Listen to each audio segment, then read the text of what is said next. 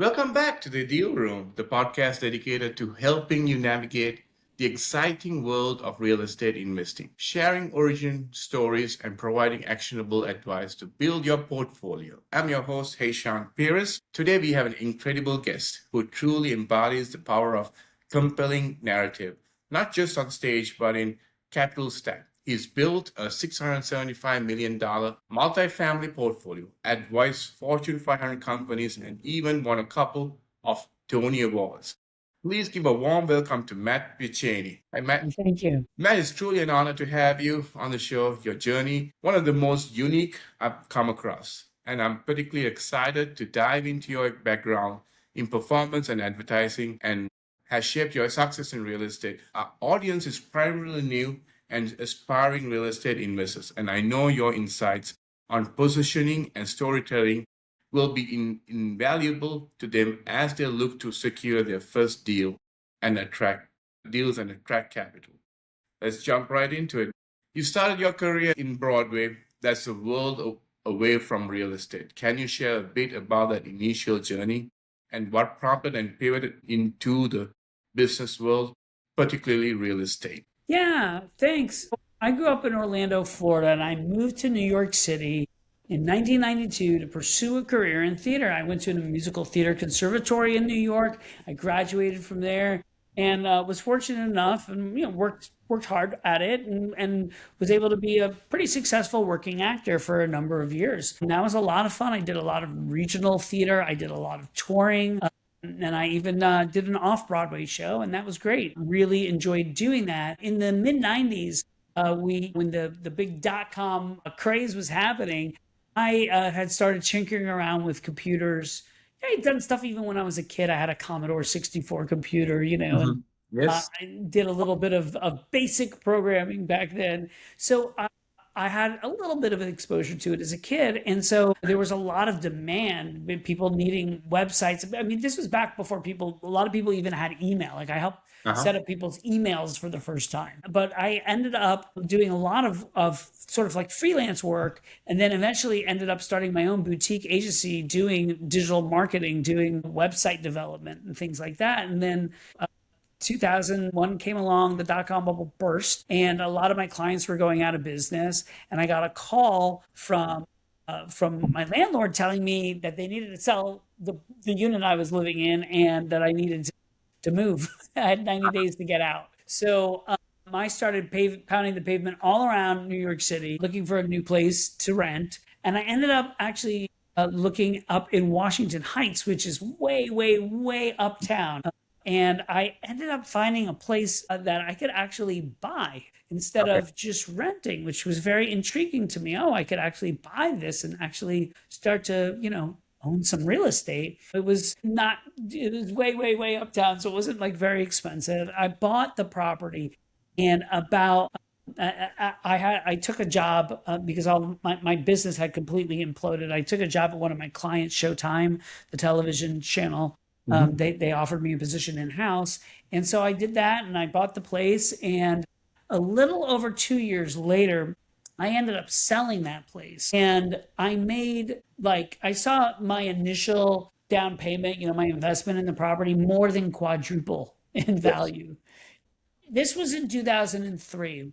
I was making six figures, it was really good money back then. And in that one transaction, I made more than an entire year's worth of salary. And that was sort of the light bulb moment for me of, hey, maybe I should do this real estate thing. Like, how can I make that happen again? Because it was a really good deal. I spent the next 15 years trying to figure out how to do it again. I did a bunch of things and I bought another apartment and then I ended up buying a duplex and lived in one unit, rented out the other, and I bought some properties and fix and flipped. And eventually I came across real estate syndication in 2016. That's when I started doing real estate full time. But for about 15 years before that, I was just trying to figure out how to replicate that first really really great deal that I had. Awesome. After Broadway, you spent nearly 2 decades in New York advertising agencies, just like what you talked about just now. And then you started working with IBM and Visa. How did that fundamentally change how you approach real estate? Because now you're getting into real estate and real estate investing and capital raising. Yeah. So I worked at a number of advertising agencies in New York, some of the top advertising agencies in the world. And we did have really great clients: Visa, Verizon, Coca-Cola, IBM, right? We worked for some of these top-notch clients, and we would put together digital marketing campaigns. And sometimes the campaigns would also include television spots and, a print collateral and other things. And it's helped form who I was. Now, I hadn't really gone into real estate full time, but Yeah. it was during that time that I was starting to invest in real estate, starting to do different projects, right?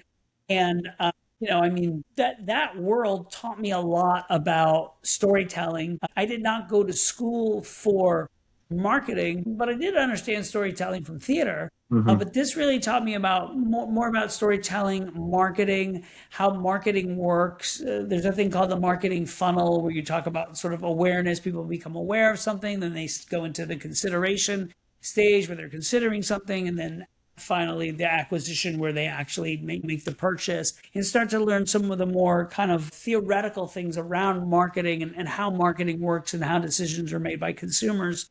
And that was really helpful. And I think I learned sort of by osmosis, just being around all these projects, how to become good at marketing, which is really part of what I do in my business nowadays. I mean, I have several marketing funnels out there. I do a lot of things just because I've been around it so much and became accustomed to it, digital marketing, that I do a lot of that for my business, for trying to find people who are interested in real estate, getting to know them, getting to develop relationships with them, whether they're working in the business, so that I could, their colleagues or other people, vendors, or people who are maybe interested in investing in projects, right? So I can develop relationships with them so that we can be SEC compliant. They can feel comfortable, putting money in, investing money with me. I also do coaching, right? So building relationships and acquiring students, people who are interested in learning how to do what I do. And that all came from the marketing world, and also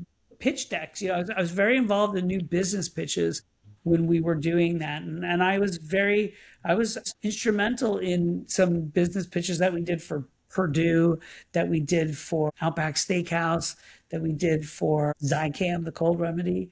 That I was involved in a number of new business pitches, and we worked with some top-notch new business directors, right? And I learned a lot from just seeing how they go. Oh yeah, we won some work for Bud Light. That was very cool. So understanding how to present to a client, how to pitch things, how to craft a pitch deck, were all things that I learned in that world too. Very good. I'm going to change a little bit to your investing strategies and how to navigate through. You've invested across over 12,000 apartment units and navigated both good and challenging markets since 2001. For someone just starting out, how would you advise them? How do you? Yeah, there's a lot of things, and there was a lot of stuff that you said there. I never give advice, right? I'm very clear about that with people, because you should get advice from attorneys and qualified professionals, whether financial advisor or CPA, right? But I can say that I think it's important. You mentioned about varying interest rates, right? I think it's really important to try to find deals where you limit or eliminate your exposure to a variable rate environment. All the deals that I do nowadays, and it just to touch real quick, you said 12,000 apartment units. That's true over the course of my career in this for about 10 years. We've been able to very successfully exit some of those deals. Absolutely. And a lot of those deals I was a passive investor in. So as a general partner, it's been just about 5,000 units, just to set the record straight. And we've exited about 2,000, 2,500 or so of those units. So the current portfolio as a general partner is around 2,500 units, approximately, right? So just to level set on that. And everything that I acquire nowadays has fixed rate debt. I think that's really important. And I think a lot of people learn their lesson, me included, during the last cycle, that variable rate debt can be very dangerous and Absolutely. can, put you in a pickle. I mean, my latest deal is a deal where we're able to assume a fully amortizing loan, right? So not a with commercial real estate loans, you're usually looking at 5 years to maybe 12 years. Okay. And then at the end of that term, whatever that is, I mean, sometimes it can be as short as 3 years, but I've never really seen a deal longer than 12 years, then that debt is due. So if you had a property that you bought 10 years ago and it came due in the past couple of years without this higher interest rate environment, you might have been in trouble. I mean, hopefully over those 10 years, you had increased NOI such and you bought it at a good basis that you'd be okay. But if you didn't, even though maybe no fault of your own, it's just, hey, the debt comes due, you got to pay it. We're assuming a fully amortizing HUD loan, which means when the debt is done, it's completely paid off, right? Yep. And that eliminates the interest rate risk. That eliminates any debt risk. We're buying a property that, you're assuming a loan, it's fixed rate at a low interest rate, and it's fully amortizing. You don't have any debt risk. Now, there's still risk in a deal, but there's no risk on whether the rates are going to go up or down, or Yeah. that it's going to expire at a certain time. When you have debt that expires at a certain time, you either have to sell or refinance by that certain date. But if the loan is paid off, Yes. you don't have to worry about it. So, I mean, best kind of like safest kind of deal to do, although there's other risks involved, would be something where you have a fully amortizing fixed rate loan product, which is very rare to come across. Absolutely. I want to talk about your book. You're the author of the #1 best-selling book, Backstage Guide to Real Estate. What's one of the key takeaway from that book? Well, that's really hard to figure out just one thing. The book chronicles my journey from knowing absolutely nothing about real estate up to me start syndicating deals. And what it does is it shares 18 different keystone concepts that I learned along the way, right? So there's a bunch of takeaways. The one thing I would say is one of the keystone concepts is about persistence, right? And it tells stories about persistence and how persistence helped me not only in real estate but in life. I think that for anybody to be successful in any business, it's a little bit more about the long game, right? It's not about the short sprint. It's not about like making $1 million in 3 weeks, right? It's about building something longer term, something that's sustainable. As a coaching, I do coach students selectively, and when I'm talking with people and interviewing them to see if they're going to be a good fit for the program, some of them tell me like, oh, I heard I could get my first deal in like 90 days or something, and I tell them that I don't think so. And I don't think if that's what they're looking for and that's what they need, I don't think syndication is the right route for that, or whatever deal you're going to get is probably not going to be very good.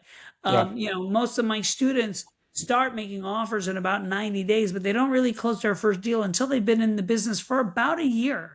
Now, I have had some students that did it in 6 months, but most of them, it takes a year or longer to actually be able to establish yourself in a new industry, get people to know you and trust you, especially gaining the trust of brokers who they don't get paid until the closing day. And if you can't close on that property, they've just wasted a lot of time. And they don't get paid for all that time that they put into it, and also they can blow their reputation, right, with sellers. They want to make sure that they're bringing someone to the table who can actually close, and so it takes a while to do that. So it's a little bit more about, like I said, that persistence. The longer game here, right? You're not going to make, unless something weird happens, you're not making $1 million in multifamily syndication in the first year, but is that something you could make in 5 years? Certainly. You can make a lot more, but it takes time to build an actual business. That's good advice. Final thoughts, advice for someone listening who's passionate about real estate but feels overwhelmed. Where to start and how to start, how to stand out. what's the single most important piece of advice you would like to give them? I think I'm trying to figure this out because you're saying that you're feeling that they're feeling overwhelmed Yeah. with all the it depends with I guess it would depend on what they're overwhelmed about, right? Because there's a lot of information to take in to learn about the business, and it's really important to get educated. The other thing is, at some point you got to take action. You hear people talk about analysis paralysis, where they spend too much time analyzing deals.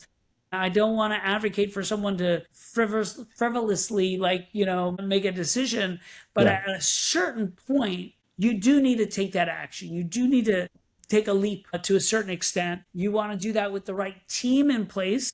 That you've got Mhm. some guardrails and you've got some support around you to make sure Yep. that this thing that maybe is stepping a little outside of your comfort zone still has support around it. You've got a safety net, but Yeah. at some point you do need to reach outside of your comfort zone a little bit to actually grow. Right. Just do it in a smart way. Absolutely. Matt, this has been an awesome conversation. You gave a lot of insights on about storytelling, advertising, real estate, and truly unique, incredible value.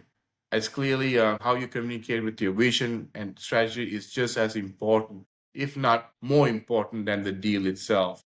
Thank you. Thank you for sharing your journey and wisdom with us. Before we wrap up, where can our listeners find more about you, your advisory work, and about your book? Yeah, so you can find out more about me. You can get my book. You can learn about my advisory work and my coaching or any of that kind of stuff. And there's a bunch of free videos and downloads and lots of free resources available at Piccheny.com. I'm sure you'll put it in the show notes, but it's PICA. Perfect.